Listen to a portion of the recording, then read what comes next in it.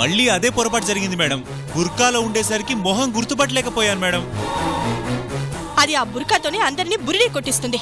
నీకేం చెప్పాను, నువ్వేం చేస్తున్నావు? అదెక్కడా? ఇటే వెళ్ళింది మేడం. మరి ఇక్కడేం చేస్తున్నావు? పద, అది ఎక్కడ కనిపిస్తే అక్కడే వేసేమని చెప్పు. ఎంత కావాలనే ఇస్తానని చెప్పు. అలాగే మేడం.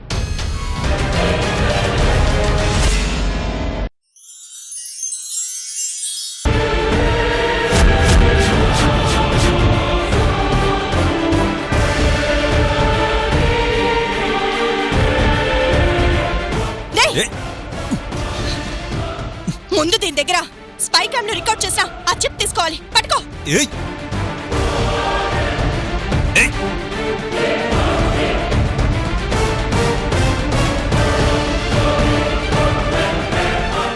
ఎక్కడ దాచిపెట్టావే?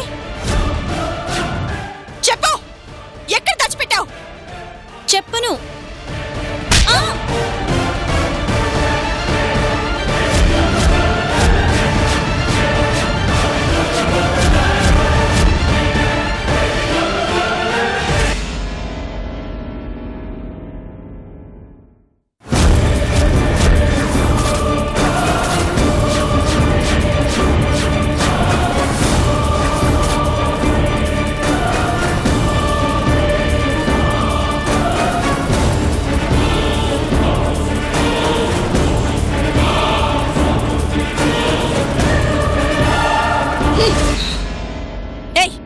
ఎవరే నువ్వు? ఎందుకు సావిత్రిలా మమ్మల్ని మోసం చేశావు? నాకేం తెలీదండి. సావిత్రి గారు తన బండిచ్చి మిమ్మల్ని ఇలా దారి మళ్లిస్తే డబ్బిస్తా అన్నారండి. ఆ డబ్బు కోసం మిమ్మల్ని ఇలా ఊరింతా తిప్పించాను. మా గురించి నీకెలా తెలుసు? తన గురించి మీరు వెతుకుతుంటారని సావిత్రి గారే చెప్పి పంపించారండి. ఇప్పుడు అది ఎక్కడుంది? నాకు తెలీదండి. నిజం చెప్పు, లేదంటే నా చేతిలో చేస్తావు. నిజంగా నాకు తెలీదండి.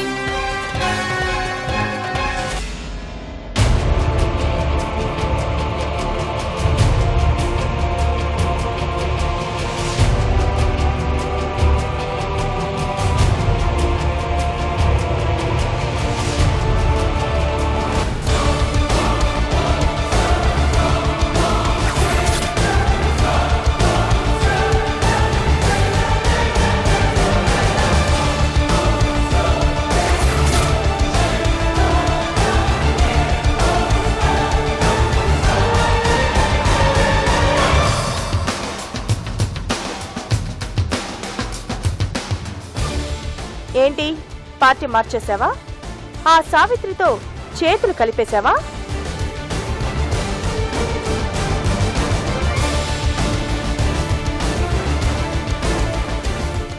నేనే ఊర్మిళ అని చెప్పేశావా?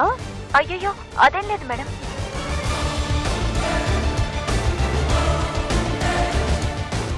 మీరు మునిసా బేగం అనే పేరుతో నటిస్తున్నారు.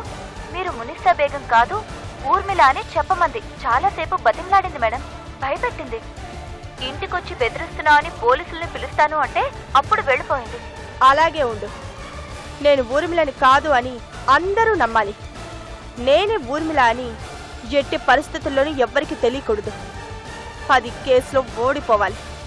నేను మున్నీసా బేగంగా బయటికి రావాలి. ఆ తర్వాత నా సత్తిని నేను దక్కించుకోవడానికి కొత్త ప్లాన్ వేద్దాం. అలాగే మేడం. పాపం సావిత్రి నేను ఊరిమిలేనని ప్రూవ్ చేయటానికి చాలా కష్టపడుతుంది. ఆ కష్టం కష్టంగానే మిగిలిపోవాలి. నేను ఊర్మిళ కాదు, మున్నీసా బేగం అని కోర్టులో తీర్పు రావాలి. అప్పటి వరకు నువ్వు కొంచెం జాగ్రత్తగా ఉండు.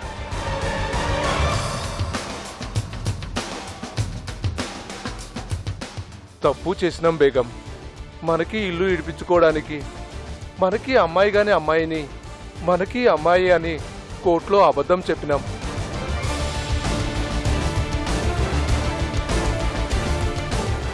హాజీ, మనకి స్వార్థం కోసం పాపం సావిత్రి అనే అమ్మాయికి అన్యాయం చేసి ఊర్మిళకి మనకి బేటీ అని అబద్ధం చెప్పాం.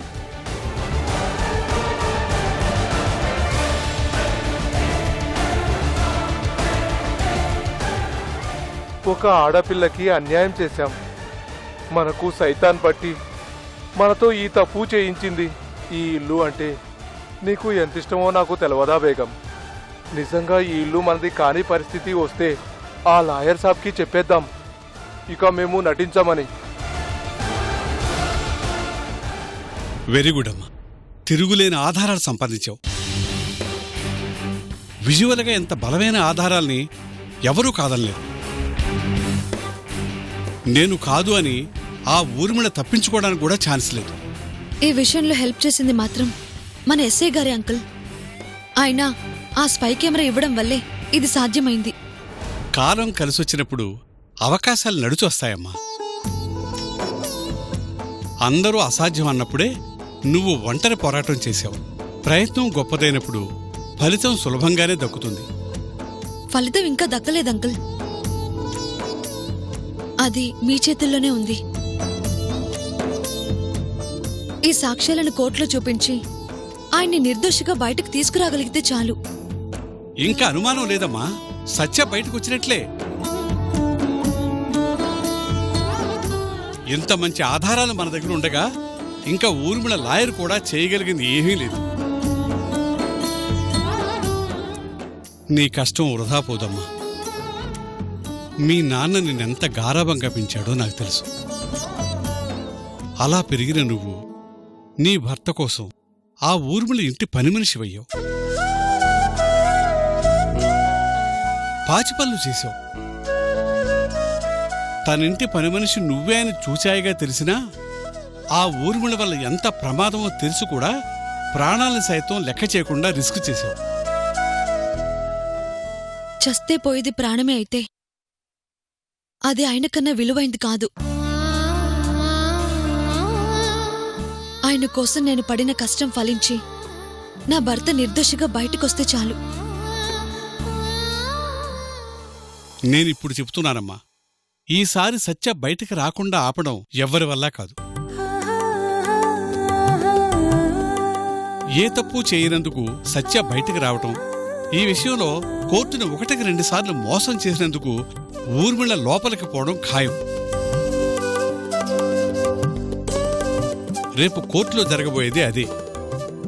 నువ్వు ధైర్యంగా ఉండు.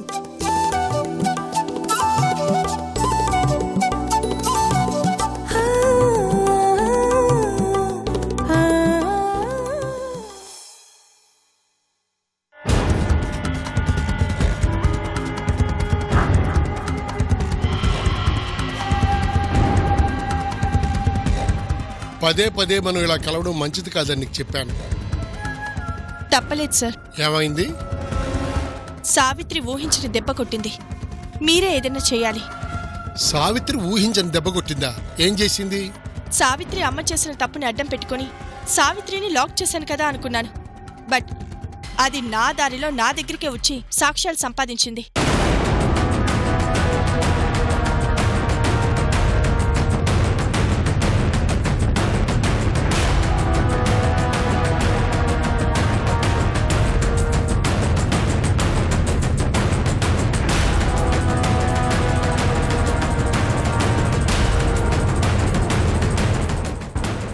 డామిట్, నీకు ముందే చెప్పాను కోర్టులో ఫైనల్ హియరింగ్కి వచ్చే వరకు నువ్వు జాగ్రత్తగా ఉండాలని. ఆ అమ్మాయి నువ్వు అనుకున్నంత అమాయకురాలేం కాదు. ఆ విషయంలో చాలా జాగ్రత్తగా ఉండాలి. కోర్టులో రిజల్ట్స్ వచ్చే వరకు నువ్వు ఊర్మిళ కాదన్న సంగతి మర్చిపో అని చెప్పాను, కానీ నువ్వు వినలేదు. అది ఇలాంటి స్టెప్ తీసుకుంటుందని నేను ఊహించలేదు సార్. ఎవరు మనం ఊహించినట్టు ఎత్తులు వేయరు.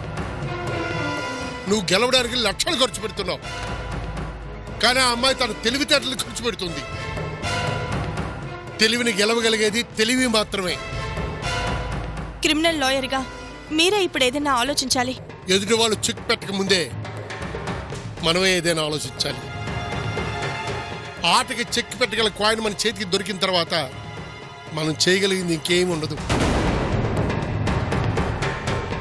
ఎవరు నువ్వు గెలవాలనుకుంటున్నావో, ఎవరు నీకు బద్ధశత్రువో, ఆ అమ్మాయిని నీ దగ్గర ఉన్నా సరే నువ్వు గుర్తించలేకపోయావంటే నువ్వు ఎంత అజాగ్రత్తగా ఉన్నావో అర్థమవుతోంది. ఇంకా మనం ఓడిపోవడం తప్ప చేయగలిగింది ఏమీ లేదు. నో, అది మాత్రం జరగకూడదు. నేను ఓడిపోవడం అంటే నా సత్యని వదులుకోవడం, నా సత్యకి శాశ్వతంగా దూరం అయిపోవడం. అది మాత్రం జరగకూడదు. జరగబోతోంది అదే. నీ కేసు ఒప్పుకున్న తర్వాత జీవితంలో నేను మొదటిసారిగా ఓడిపోబోతున్నాను.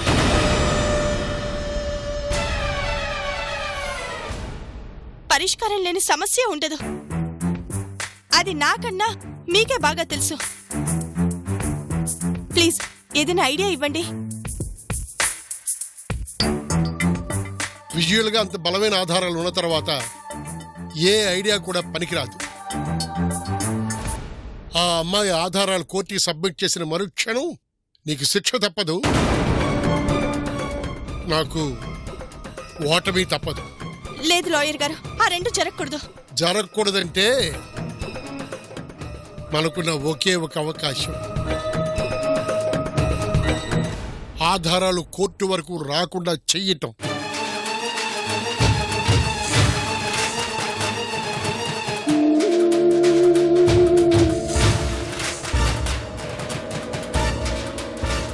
ఎస్, నువ్వేం చేస్తావో ఎలా చేస్తావో నాకు తెలియదు. ఆ ఆధారాలు కోర్టులో ప్రొడ్యూస్ చేయకుండా చేయగలిగావు అంటే మనం గెలిచినట్టే. అది చాలు సార్. ఆ ఆధారాలు కోర్టు వరకు రానివ్వను. అదంత సులభం కాదు. అవకాశం ఉన్న ప్రత్యర్థి ఎప్పుడూ మనకంటే బలవంతుడే. అంత తెలివిగా ఆధారాలు సంపాదించిన సావిత్రి చివరి నిమిషంలో అజాగ్రత్తగా ఉంటుందనుకోను. మనం చాలా తెలివిగా డీల్ చేయాలి. అది గెలవడం అంటే నేను ఓడిపోవటంతో సమానం. ఈ ఉన్న ఒక్క అవకాశాన్ని నేను వదులుకోను. మళ్ళీ చెబుతున్నాను, సావిత్రి సామాన్యురాలు కాదు. అది గుర్తుపెట్టుకుని ప్లాన్ చేయి. అలాగే లాయర్ గారు, ఉంటాను.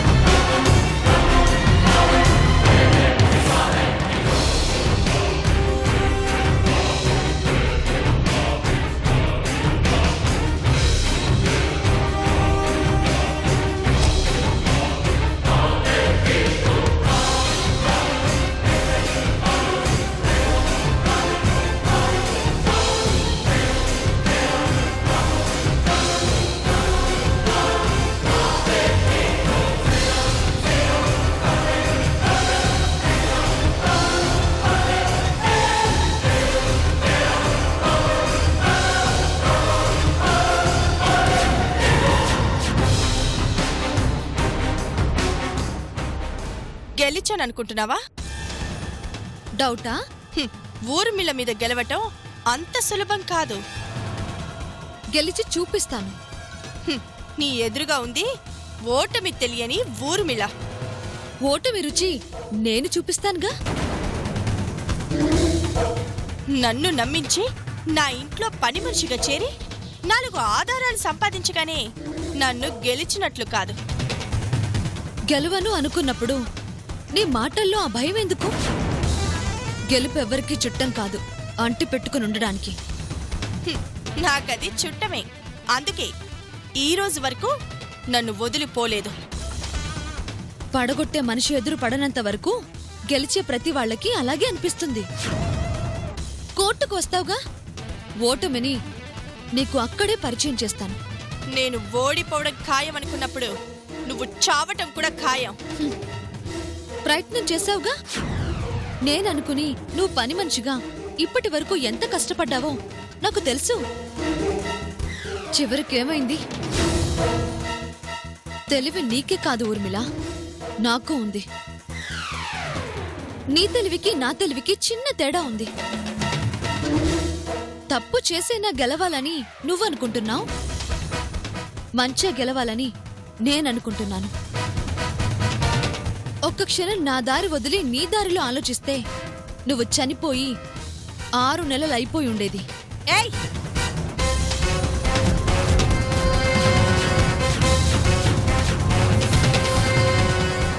ఊర్మిళని చంపటం అంత సులభం అనుకుంటున్నావా? కత్తికేది కష్టం కాదు, కాయని కొస్తుంది, కంఠాన్ని కొస్తుంది. కాకపోతే ఏది కొయ్యాలి అనేది బతుకున్న వాళ్ల మీద ఆధారపడి ఉంటుంది. నేను కోసే దగ్గర ఉన్నాను, నీ కుత్తుకు కోసే వరకు తెచ్చుకోకు. ఏంటో రెచ్చిపోతున్నావు? నా సమస్య నువ్వు చేస్తే నాకు సమస్య ఉండదు, కోర్టులో కేసే ఉండదు.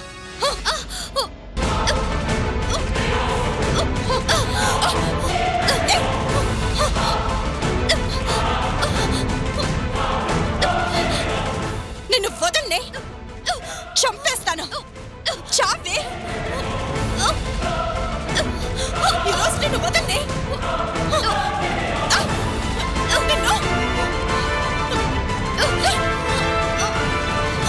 ఈరోజు నిన్ను వదలను.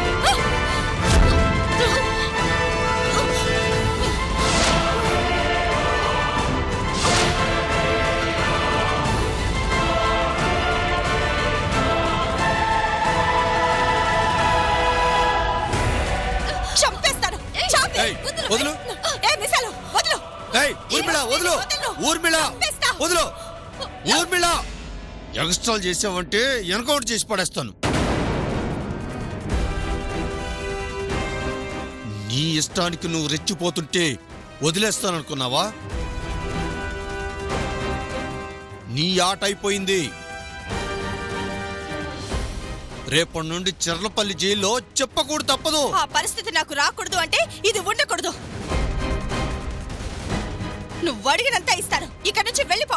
నీకు నీ ఇంట్లో కరెన్సీకి విలువ లేదేమో, అది నా ఒంటి మీద ఉంది. మళ్ళీ ఇలాంటి పిచ్చి వేషాలు వేసావంటే అటెంప్ట్ టు మర్డర్ కింద కేసు పెట్టి మరో 5 ఏళ్లు శిక్ష పడేలా చేస్తాను. జాగ్రత్త. వెళ్ళెక్కడి నుండి. ఏయ్, మర్యాదగా ఇంటికి వెళ్తావా, స్టేషన్కి వస్తావా?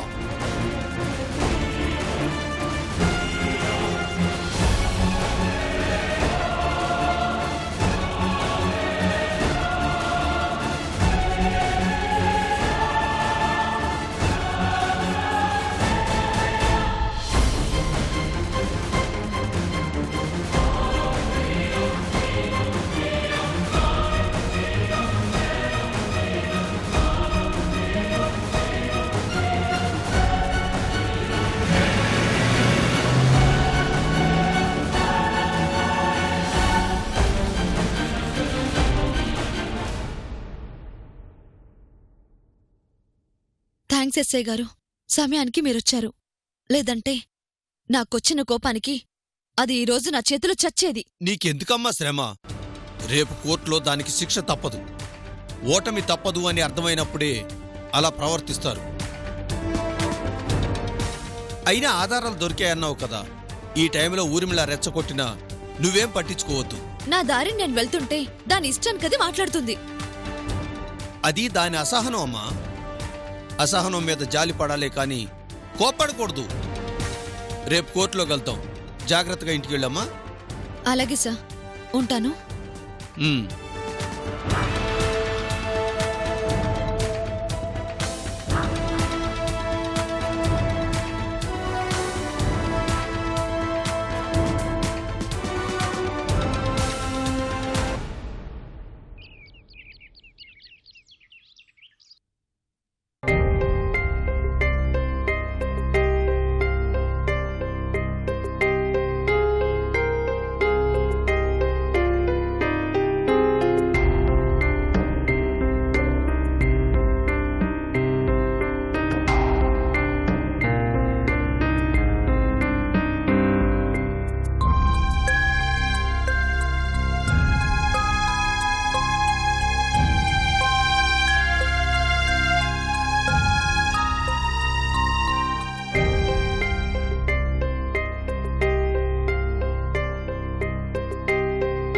అమ్మాయి ఇంకా రాలేదేంటి?